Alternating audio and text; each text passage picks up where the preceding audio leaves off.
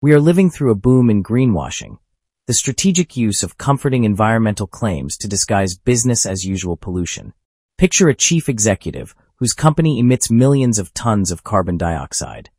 Genuine decarbonization would require bruising boardroom discussions, huge capital outlays, and a complete redesign of the firm's model. Far easier is to hire a creative agency to plaster products with labels such as carbon neutral or net zero, calming critics, investors, and even eco-conscious children while emissions continue unsolved. This tactic meets consumers at every turn.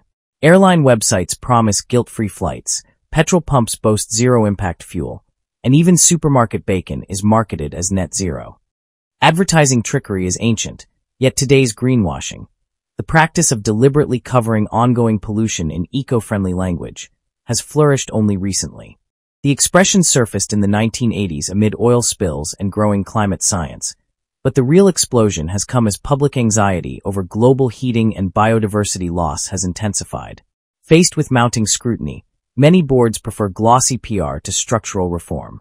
Such corporate sleight of hand has become so pervasive that regulators in Europe and the United States are scrambling to tighten rules on environmental claims, yet enforcement still lags behind marketing creativity. The fossil fuel sector exemplifies the issue. After decades covertly sowing doubt about climate science, oil and gas giants have grasped that direct denial is reputationally toxic. They have therefore swapped their denial tactics for a green paint sprayer, trumpeting token investments in renewables while expanding drilling. Why does this matter?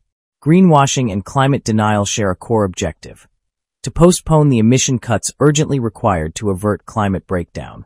Whereas denial invites opposition, greenwashing lulls the public into believing problems are already solved.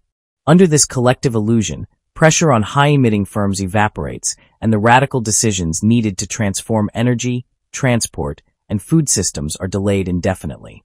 Greenwashing thus acts as a soothing lullaby, leading society toward ecological ruin with a tune of comforting half-truths.